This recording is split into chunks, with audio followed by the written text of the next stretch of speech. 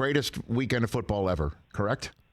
I've never seen anything like it, and my phone was blowing up from people inside the league. Just everybody wanted to talk about it. I mean, even though it's not their team involved in it, it just was unbelievable. Well, is there a moment or a result that had your phone blown up by other evaluators and other folks in the league that you're tight with? Daniel? Yeah, I mean, I think the end of Bills Chiefs. It was just blowing up, just kind of the takeaway of just how incredible the two quarterbacks were, being first and foremost, and then maybe some befuddlement of how some of the end game stuff was done from Buffalo's standpoint, scheme wise, on those last two plays. How so? That seemed to be the one. Well, just they were protecting, and somebody even used this exact phrase, so I want to steal it from them on Twitter, but they were protecting against the touchdown, not a field goal. And I posted the play, the last one to Kelsey. Everybody knows it starts with the squib, right? You should have squibbed it, take some time off there. That's the first mistake. Then you get the quick pass to Tyreek Hill with two blockers. So, now they're in a pretty good position. Well, now you've got 8 seconds left. You have got to hold up, reroute, whatever you need to do with Kelsey. He's singled up over there on the single side over there. And you get home with your four-man rush.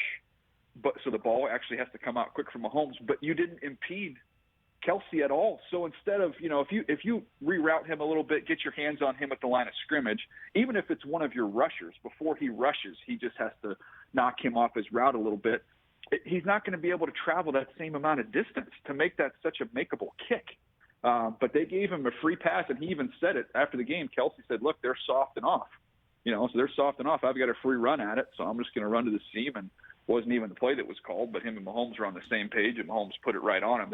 They made that way too easy for Patrick Mahomes at the end of the game. Well, I mean, and it's something I'm going to delve in a little bit more later on. For Bills fans, it's tough to take, but the silver lining, it's not even a silver lining, it's the whole damn sky being blue. Right, that when we were sitting on that set on that draft night in Dallas, right, where Mayfield goes first and then Darnold goes second, Allen third, Rosen, and then Lamar last.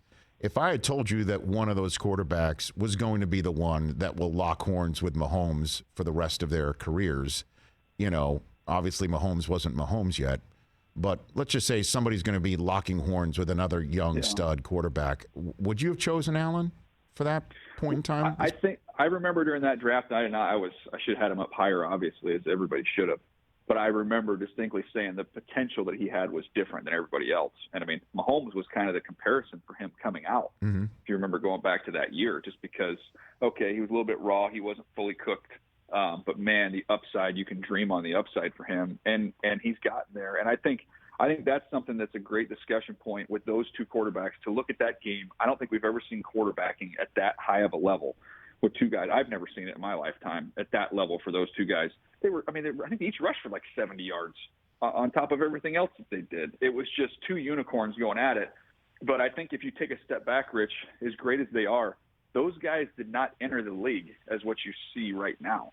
Those guys, Patrick Mahomes, they waited a year for him to train him up and get him ready to go. Josh Allen struggled mightily early on. But what they did is they gave him some consistency, some continuity. They had guys around him that knew what they were doing. They loaded up with playmakers around him, and those guys put in the work, but the talent has come out of these guys. They didn't arrive as these finished products. There's been a lot that's gone into that.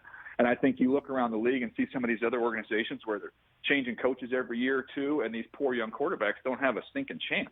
Hey, you watched all the way to the end. Thanks for that. Watch more right here.